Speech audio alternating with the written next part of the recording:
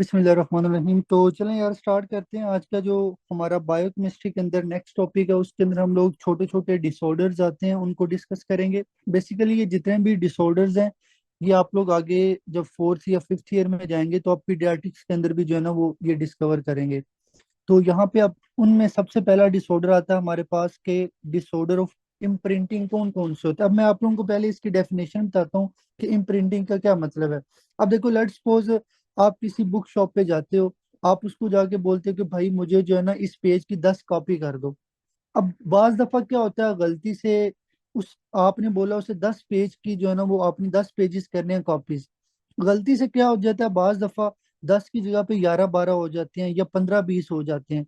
तो वो जो आपके पास उससे मिस्टेक हुई है उसको बोलते हैं इम्प्रिंटिंग। उसने एक चीज को 10 दफा करना था, वो 20 दफा हो गई है। अब ये जो आपकी बॉडी के अंदर भी इस तरह प्रोसेस होता है। बाज दफा आपके जो क्रोमोसोम्स होते हैं उनके ऊपर जो है ना वो इम्प्रिंटिंग हो जाती है। मतलब ये कि एक कॉपी बननी थी, उससे 2-4 कॉपीज बन गई हैं। अब वो जो आपके पास इम्प्रिंटिंग होती है आपकी बॉडी के अंदर क्रोमोसोम के ऊपर, वो किस तरह आती है। मतलब अगर आप उस पर क्या करते हो, एक मिथाइल ग्रुप ऐड करते हो। लेट्स सपोज मेरे पास ये एक क्रोमोसोम है, इस क्रोमोसोम के ऊपर ये एक जीन है। मैंने क्या करना है, इससे 5 कॉपीज बनानी है लेट्स सपोज। अब अगर मैं इसके ऊपर मिथाइल ग्रुप ऐड करता हूँ तो क्या होगा, ये साइलेंट हो जाएगा। जब ये साइलेंट होगा तो इससे 5 की बजाय हो सकता है 10 कॉपीज बन जाए। तो ये क्या है, ये इम्प्रिंटिंग है।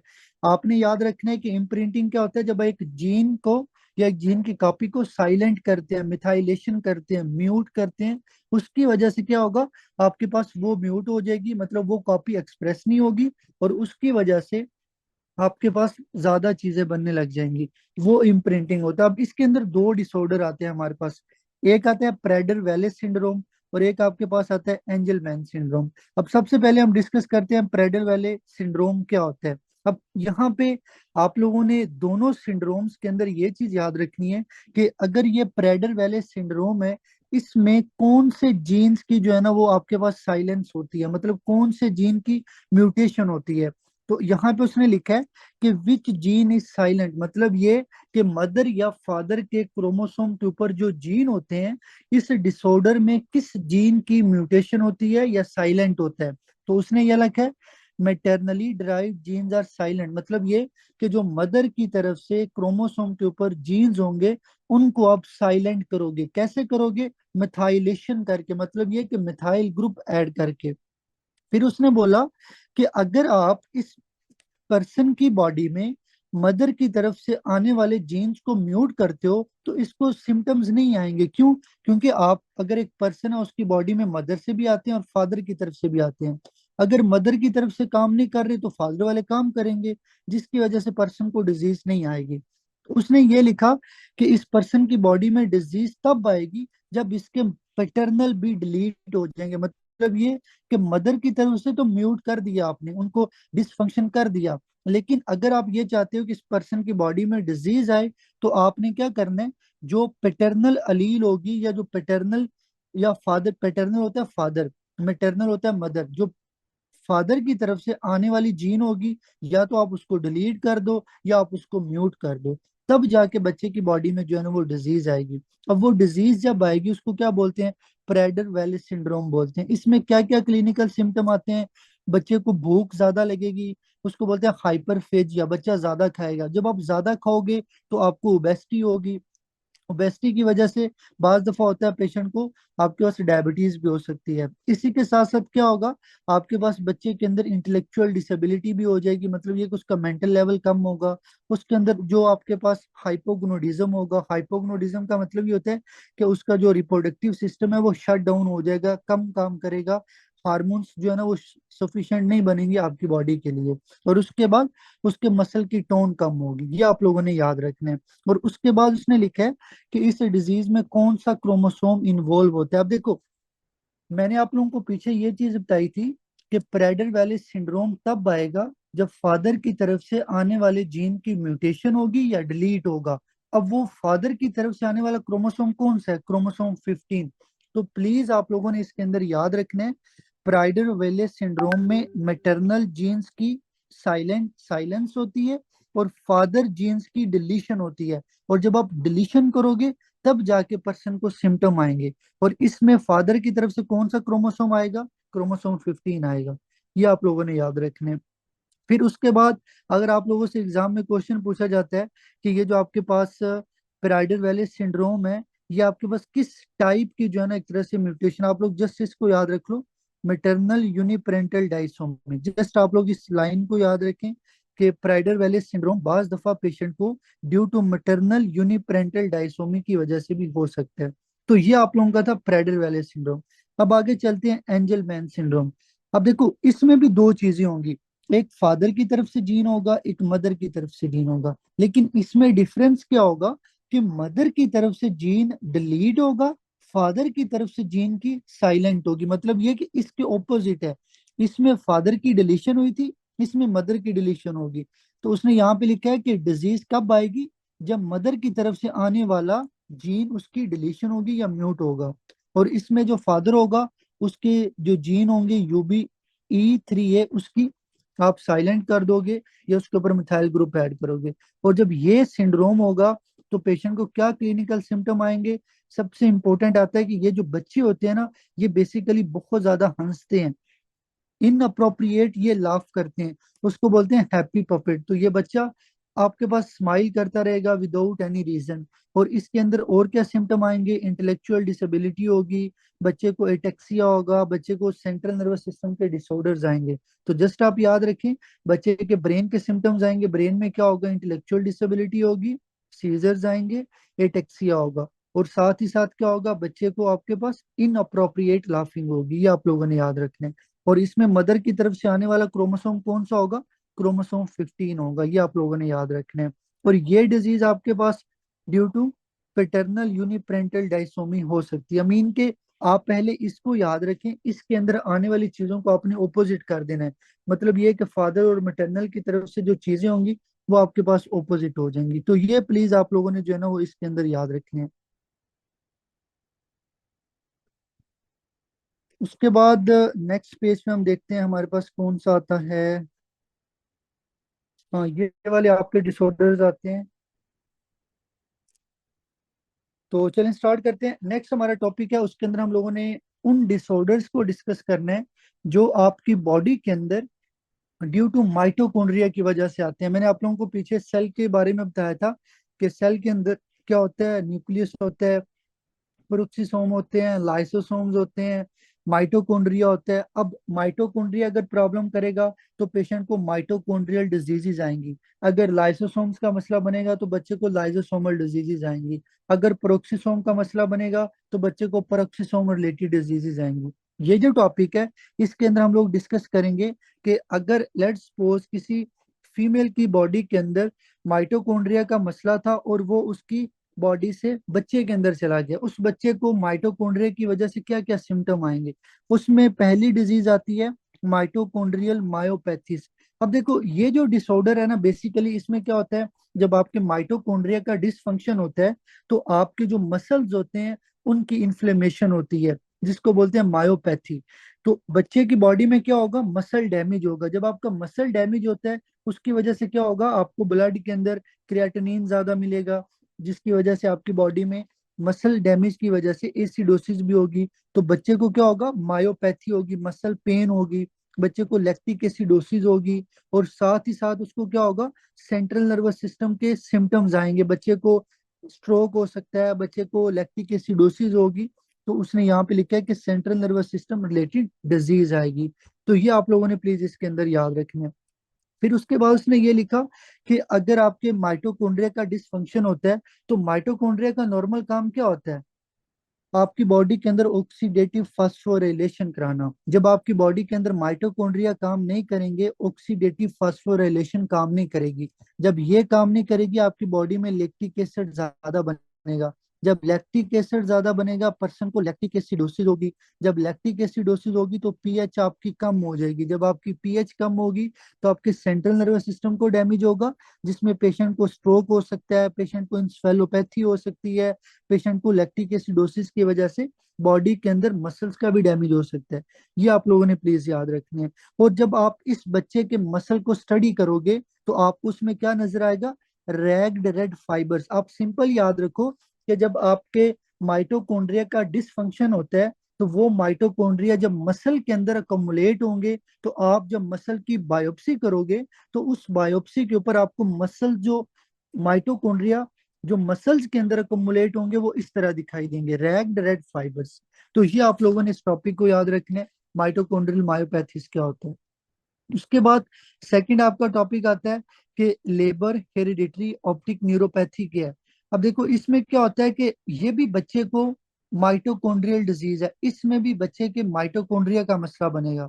लेकिन ये जो डिजीज है इसमें बच्चे की बॉडी में जो माइटोकॉन्ड्रिया का डैमेज होगा वो जाके स्पेशली आईज के अंदर ऑप्टिक नर्व को डैमेज करता है। That's why they mention optic neuropathy. तो ऑप्टिक न्यूरोपैथी क्यों बोला गया? क्योंकि ये डिजीज ऐसी है जिसमें माइटोकॉन्ड्रिया अकोमुलेट होंगे, वो जाके आपकी आईज के अंदर ऑप्टिक नर्व को डैमेज करेगी। जब ऑप्टिक नर्व डैमेज होगी तो क्या होगा? पर्सन को परमानेंट विजन लॉस होगी। अब देखो आपको एग्जाम में क्वेश्चन कैसे आएगा, वो आपको बोलेगा कि आपके पास एक पेशेंट आया है, उस पेशेंट के अंदर विजन लॉस है। फिर आपको वो बोलेगा कि फैमिली हिस्ट्री में भी मल्टीपल मेंबर्स को विजन लॉस है, और ये वो डिजीज है जो सिर्फ मदर से ट्रांसमिट होती है। आप बताइए डिजीज कौन सी है? तो ये आपके पास फिर माइटोकॉन्ड्रियल डिजीज होगी which is called labour hereditary optic neuropathy. तो ये टॉपिक भी आप लोगों ने यहाँ से देख लेना है। उसके बाद ये मैंने आप लोगों को कल करा दिया था, सिस्टिक फाइब्रोसिस रोशनी। तो ये करते हैं नेक्स्ट आपका। तो नेक्स्ट हम लोग डिस्कस करेंगे मायोटोनिक डिस्ट्रोफी क्या होता है। अब सबसे पहले हमें ये पता होना चाहिए कि ये डिसऑर्डर आपके पास जेनेटिक है या क्या है, जिस तरह आप लोगों ने पीछे चीजें पढ़ी हैं। तो आप लोगों ने याद रखना है मायोटोनिक। देखो मायो का मतलब होता है मसल, टोनिक का मतलब ये होता है कि आपकी जो मसल की टोन होगी ना वो ज्यादा हो जाएगी। और उसके बाद डिस्ट्रोफी का मतलब होता है कि जो आपके मसल्स होंगे उनकी डिस्ट्रोफी हो जाएगी। और जब मैं अपना यूएसएमएल स्टेप 1 का एग्जाम देने गया था तो मुझे एग्जाम में ये वाला क्वेश्चन आया हुआ था। मैं आप लोगों को लास्ट में बताऊंगा क्वेश्चन कैसे था। तो पहले हम इसको पढ़ते हैं कि ये चीज है क्या। देखिए आप लोगों ने याद रखना है मायोटोनिक डिस्ट्रोफी क्या होता है। ये एक ऑटोसोमल डोमिनेंट डिसऑर्डर है। मतलब ये कि ये आपकी फैमिलीज के अंदर रन करता है। फादर को होगा तो बच्चे को हो सकता है, मदर को होगा तो बच्चे को हो सकता है, मीन कि ये फैमिली टू फैमिली रन करता है। ये एक ऐसा डिसऑर्डर है जिसमें आपकी बॉडी के अंदर क्या होता है, क्रोमोसोम के ऊपर एक जीन प्रेजेंट होती है, dead gene is called DMP के। ये जीन का, लेट्स सपोज आपके पास ये एक क्रोमोसोम है, इस क्रोमोसोम के ऊपर ये जीन है जिसका नाम है डीएमपी के। इस जीन के ऊपर जो है ना वो हमारे पास 3 न्यूक्लियोटाइड होती हैं, CTG। अब लेट्स सपोज मैं अगर अपनी बात करूं, मेरी बॉडी के अंदर ये जो आपके पास न्यूक्लियोटाइड है ना 3, ये नॉर्मल मेरी बॉडी के अंदर 20 दफा प्रेजेंट होती हैं। लेट्स सपोज समझाने के लिए बता रहा हूँ। बाज दफा क्या होता है, कुछ बंदों की बॉडी में ये 20 से 40 दफा प्रेजेंट हो जाती है। इसको बोलते हैं ट्राई न्यूक्लियोटाइड रिपीट एक्सपेंशन, के जो आपकी बॉडी के अंदर जीन के ऊपर ये न्यूक्लियोटाइड है, ये 20 की बजाय रिपीट होके ये ज्यादा हो जाएंगी। जब ये ज्यादा होंगी तो ये जो एबनॉर्मल 20 प्रोटीन ज्यादा बनेंगी, ये जाके आपके मसल्स को डैमेज करेंगी। जिसकी वजह से क्या होगा, आपके मसल के अंदर एक प्रोटीन होगी, उस प्रोटीन को बोलते हैं मायोटोनिन प्रोटीन काइनेस। तो ये प्रोटीन एबनॉर्मल हो जाएगी। मैं दोबारा रिपीट करता हूँ, मायोटोनिक डिस्ट्रोफी क्या है? ये एक ऑटोसोमल डोमिनेंट डिसऑर्डर है। नॉर्मल क्या होता है, इस एक हेल्दी पर्सन में ये जो जीन होती है इसकी जो रिपीट होता है वो 20 दफा होता है।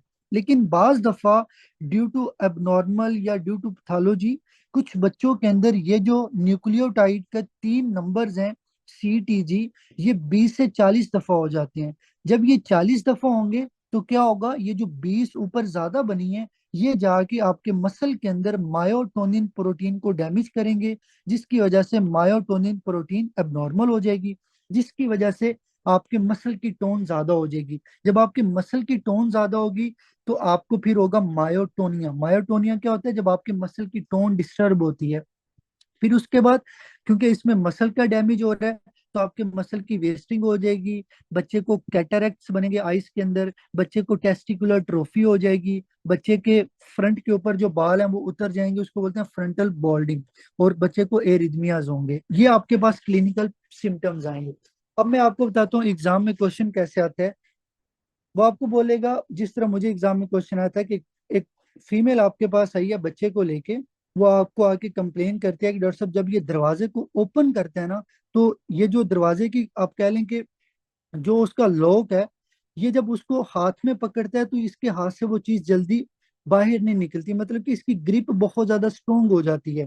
या जब कोई इससे हैंड शेक करता है तो ये उसका हाथ जल्दी नहीं छोड़ता, मतलब ये कि मसल की टोन ज्यादा होती है जिसकी वजह से वो अपने हैंड को रिलैक्स नहीं कर पाता। तो जब भी ये किसी चीज को पकड़ेगा, इसकी ग्रिप इतनी ज्यादा होगी कि ये अपने मसल को जो है ना वो इजीली रिलैक्स नहीं कर पाता। तो ये बेसिकली इस तरह से क्लिनिकल क्वेश्चन आता होता है एग्जाम के अंदर। तो यहाँ पे भी उन्होंने लिखा हुआ है difficulty in releasing hand from hand shake. जब ये हैंड शेक करेगा तो इसका हैंड रिलीज नहीं होगा, जब ये डोर ओपन करेगा तो इसका हैंड रिलीज नहीं होगा। इसके अलावा बच्चे को आइस के सिम्टम आएंगे, बच्चे को टेस्टिस की ट्रॉफी हो जाएगी। तो ये सब सिम्टम्स आप लोगों ने इसके अंदर जो है ना वो याद रखने हैं। उसके बाद नेक्स्ट हमारे पास डिसऑर्डर आता है which is called Rett syndrome. अब इस डिसऑर्डर को पढ़ने से पहले आप लोगों को एक इम्पोर्टेंट चीज ये बता दूं कि ये जो डिसऑर्डर होता है ना ये सिर्फ और सिर्फ गर्ल्स के अंदर होता है, बॉयज के अंदर ये नहीं होगा। अब अगर एग्जाम में क्वेश्चन आता है उसमें क्लिनिकल स्टेटमेंट में लड़के को उसने एक्सप्लेन किया हुआ है तो आप लोग इस डिसऑर्डर को पिक नहीं करिएगा। ये डिसऑर्डर सिर्फ और सिर्फ बॉयज के अंदर नहीं, सॉरी, गर्ल्स के अंदर होता है, बॉयज के अंदर ये नहीं होगा। अब ये गर्ल्स के अंदर क्यों होता है? इसमें रीजन ये होती है कि फीमेल की बॉडी में जो एक्स क्रोमोसोम होता है, उस एक्स क्रोमोसोम के ऊपर एक जीन होती है, उस जीन को बोलते हैं MECP2। ये जीन होती है जो एक्स क्रोमोसोम के ऊपर होती है। बाज दफा क्या होता है, इस जीन की म्यूटेशन आ जाती है ऑन दी एक्स क्रोमोसोम। जब इस जीन की म्यूटेशन आती है ऑन दी एक्स क्रोमोसोम, इसको बोलते होते हैं रेट सिंड्रोम। और ये सिर्फ और सिर्फ गर्ल्स को अफेक्ट करते हैं। जब ये गर्ल्स को अफेक्ट करेगा तो उसके अंदर क्या सिम्टम्स आएंगे? जो गर्ल होगी उसकी आपके पास मोटर, वर्बल और कोग्निटिव एबिलिटीज काम नहीं करेंगी। मतलब ये कि वो आपके पास बात नहीं सही से कर सकती, वो सही से बोल नहीं सकती, उसका मेंटल जो लेवल होगा वो भी कम होगा, उसकी जो ग्रोथ होगी वो फेल हो जाएगी। वो बार बार क्या करेगी, अपनी हैंड्स को, फिंगर्स को मुंह में डालेगी, उनको नोचेगी। उसको बोलते हैं स्टीरियोटाइप हैंड रिंगिंग, मतलब बार बार अपने हाथों की क्लैपिंग करेगी, बार बार अपने हाथों को मुंह में डालेगी। ये सिम्टम्स आएंगे। और साथ ही साथ क्या होगा, जब उसके सेंट्रल नर्वस सिस्टम का एक तरह से डिसफंक्शन होगा तो बच्चे के अंदर एटेक्सिया होगा, मीन के जब वो वॉक करेगा सही से वॉक नहीं होगी, बच्चे के अंदर सीजर्स आएंगे, मीन के central nervous system related disorders आएंगे। तो ये प्लीज आप लोगों ने याद रखना है। इसमें 2 से 3 चीजें इंपॉर्टेंट है। पहला, ये डिसऑर्डर गर्ल्स के अंदर होता है। गर्ल्स के अंदर क्यों होगा? Due to MECP2 gene mutation. और जब ये म्यूटेशन होती है तो बच्चों में क्या सिम्टम आते हैं और क्या एज होती है जिसके अंदर ये सिम्टम आएंगे। तो आप लोगों ने याद रखना है कि इसमें आपके पास जो रेड सिंड्रोम में गर्ल्स अफेक्टेड होती हैं उनकी एज ज्यादा 1 से 4 ईयर के दरमियान होती है। तो ये आप लोगों का डिसऑर्डर था, आप लोगों ने इसको अच्छे से बुक से रीड कर लेना है। फिर आता है आपका नेक्स्ट डिसऑर्डर जो कि आप लोग आगे रिप्रोडक्टिव सिस्टम में भी पढ़ेंगे, आप लोग आगे जाके पीडियाट्रिक्स के अंदर भी पढ़ेंगे, which is called fragile x syndrome. अब देखो ये कौन सा डिसऑर्डर है, ये इसकी क्या आप स्टोरी है उसको डिस्कस करते हैं। नॉर्मल क्या होता है, आपकी बॉडी के अंदर एक एक्स क्रोमोसोम है, ठीक है। अगर मैं मेल की बात करूं तो मेल के अंदर एक्स होता है, वाई होता है। फीमेल की बात करूं डबल एक्स होता है। आपकी बॉडी के अंदर जो एक्स क्रोमोसोम होता है, उस एक्स क्रोमोसोम के ऊपर नॉर्मल एक जीन होती है, उस जीन को बोलते हैं CGG। मतलब ये कि आपके एक्स क्रोमोसोम के ऊपर एक न्यूक्लियोटाइड है जिसके अंदर आपके पास 3 चीजें आती हैं, CGG। अब बाज दफा क्या होता है कि ये जो आपके पास न्यूक्लियोटाइड है, जब आप इसकी मिथाइलेशन, मतलब इसके ऊपर मिथाइल ग्रुप ऐड करते हो CH3, तो इसके एडिंग करने से क्या होता है, आपकी ये जो न्यूक्लियोटाइड होती है, इसकी रेपिटेशन ज्यादा हो जाती है। तो इसके अंदर भी क्या होता है, न्यूक्लियोटाइड रिपीट होती है। मतलब ये कि CGG एक न्यूक्लियोटाइड है, इस न्यूक्लियोटाइड की क्या होगी, एक्सपेंशन होगी। ये एक्सपेंशन क्यों होगी, due to X chromosome, that's why उन्होंने लिखा हो कि ये एक्स लिंक्ड डिसऑर्डर है, इसमें एक्स क्रोमोसोम का मसला बनेगा। एक्स क्रोमोसोम के ऊपर क्या मसला बनेगा, एक्स क्रोमोसोम के ऊपर एक जीन होता है जिसको बोलते हैं FMR1 जीन। इस जीन का काम होता है ये न्यूक्लियोटाइड बनाना। जब आप इस जीन के ऊपर मिथाइल ग्रुप को ऐड करेंगे तो ये आपकी जो रिपीट होगी ये ज्यादा हो जाएगी, जिसकी वजह से बच्चे की बॉडी में जो डिसऑर्डर आएगा which is called fragile x syndrome. और ये जो डिसऑर्डर होता है इसके अंदर बच्चे को क्या सिम्टम आएंगे, सबसे इंपॉर्टेंट जो आपको एग्जाम में बताया जाएगा कि एक बच्चा आपके पास आया है, उसके टेस्टिस बहुत ज्यादा बड़े हैं, उसका फेस बहुत ज्यादा बड़ा है, उसके जाह का साइज बहुत ज्यादा है, उसके कानों का साइज बहुत ज्यादा है, और साथ ही उसका इंटेलेक्चुअल लेवल बहुत कम है। तो अगर आपको एग्जाम में क्वेश्चन आता है कि एक बच्चा आपके पास आया, उसके बॉडी के जो ऑर्गन्स हैं वो बहुत ज्यादा बड़े हैं, साथ में उसको इंटेलेक्चुअल डिसेबिलिटी है, आप लोगों ने इस डिसऑर्डर को पिक करना है, फ्रेजाइल एक्स सिंड्रोम। ये डिसऑर्डर है जिसमें क्या होता है, बच्चे के टेस्टिस इनलार्ज हो जाते हैं, बच्चे का फेस इनलार्ज हो जाएगा, बच्चे के ईयर्स इनलार्ज हो जाएंगे, और बच्चे को आपके जो जॉइंट्स होंगे वो भी हाइपर मोबाइल होंगे, इनके जो जॉइंट्स होंगे वो ज्यादा मूव करेंगे, और साथ ही साथ माइट्रल वेल्व प्रोलैप्स का मसला बनेगा। तो ये आपका जो है ना वो टॉपिक था, इसका एग्जाम में वो लाजमी क्वेश्चन पूछ लेते हैं। आप लोगों को क्लिनिकल प्रेजेंटेशन पता होनी चाहिए कि किस तरह एग्जाम के अंदर जो है ना वो क्वेश्चन पूछा जाता है। ये आप लोगों का जो है ना वो एक तरह से टॉपिक था, जिसके अंदर आप लोगों ने फ्रेजाइल एक्स सिंड्रोम में प्रॉब्लम को देखा, कहाँ पे प्रॉब्लम थी, कौन सी जीन थी, किस चीज की रेपिटेशन होती है, और क्या क्या क्लिनिकल सिम्टम आएंगे। ये चार चीजें आप लोगों को जो है ना इसके अंदर पता होनी चाहिए। उसके बाद नेक्स्ट हम लोग देखते हैं, ये आप लोगों को मैंने करवा दिया था। तो यहाँ पे ये दो सिंड्रोम्स आते हैं, इनको डिस्कस करते हैं। तो नेक्स्ट हमारे पास डिसऑर्डर आता है क्राई ड्यू चैट सिंड्रोम।